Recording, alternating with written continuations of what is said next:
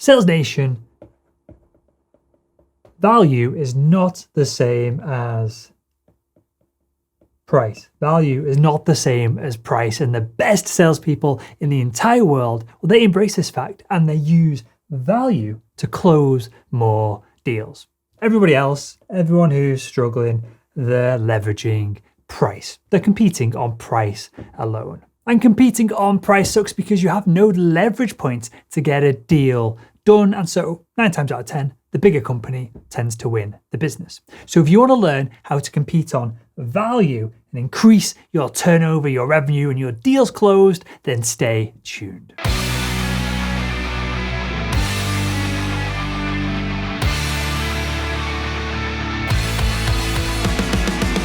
Hi, my name is Will Barron and I'm the founder of Salesman.org, where we help salespeople crush their sales quotas. So first things first, what is value in the context of a B2B sale? Well, value is just the difference between the intrinsic cost of a product and the price that a buyer is going to pay. So this leads us to the equation where we have the offer that we're making to the buyer is equal to the added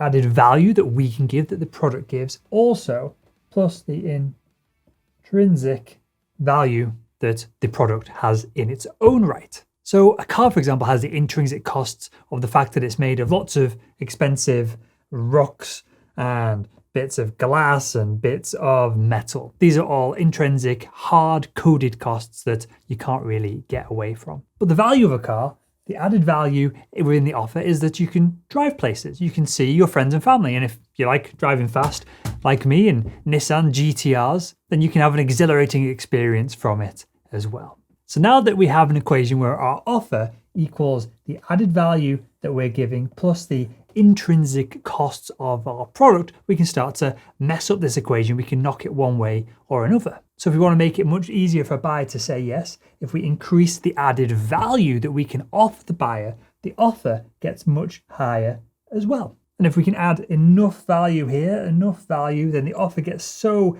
irresistible that it's very difficult for a buyer to say no to it. And this should be very exciting for you and me as salespeople, because this added value is something that we directly are in control of. Added value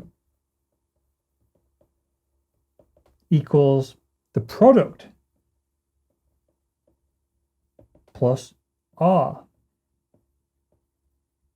value that we can add to the situation. So there is an intrinsic product value, so the car drives places, and there's an added value that you give as the salesperson selling the car with the experience that you can offer and all of the other elements that add to this total added value amount.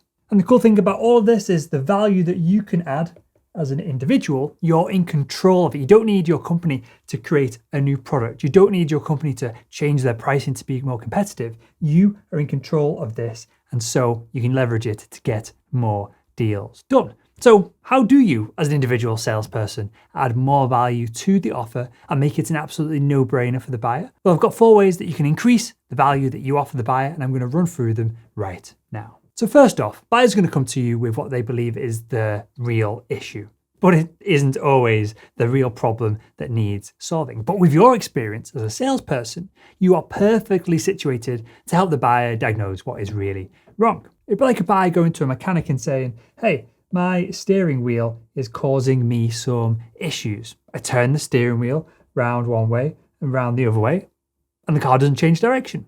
But you take a step back from all of this, and because you're an expert in your field, you can see plain as day that the car doesn't have any wheels. It's sat there on bricks. So of course, turning the steering wheel is not going to change the car's direction, and you've now diagnosed the real issue that the buyer has that they didn't realize they had. So the first way that you can add massive value to your buyers is by diagnosing their real issues. Next up, you can potentially keep them out of trouble because you know the pitfalls of your industry and the products within it. It's likely you've taken buyers through this buying process hundreds and hundreds of times, whereas the buyer might be making a purchase in your industry for the very first time. They might not know what's lying ahead of them.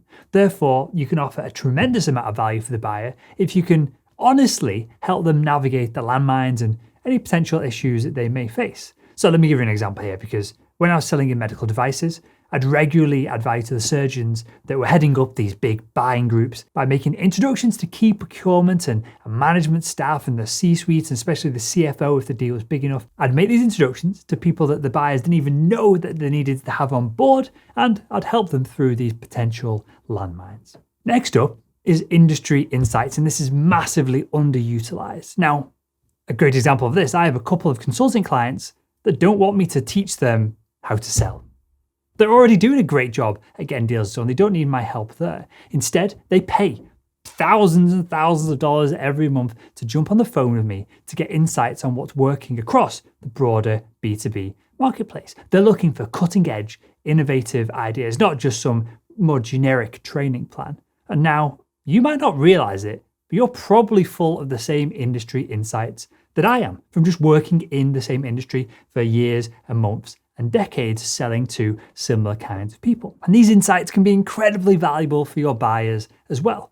I want you to just think about the amount of time that you've spent in the very niche, specific part of your industry. So when I'm selling medical devices to surgeons, of course, they know way more about the patient life cycle coming into the hospital every step of the way, the anesthetics, the surgery, closing up the surgery. They know more about all that than me. But I knew more about the camera systems that the surgeons were using to do their surgery than even the most technically inclined surgeons knew.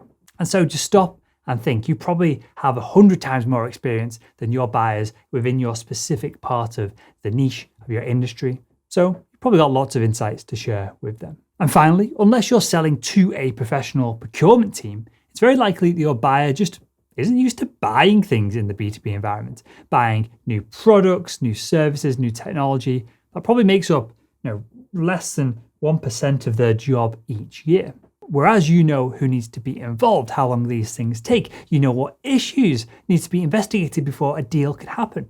You can add tremendous value. You as an individual, tremendous amounts of value to your buyer by educating them and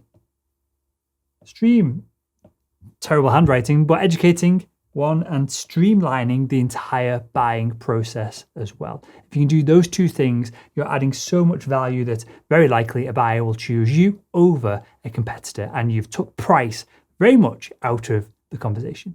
So there we have it, 4 ways to increase the level of value that you can add to a buyer so that you never have to compete on price. If you enjoyed this video, make sure to give it a thumbs up, and why not click one of the videos that are on the screen right now to continue your own selling education.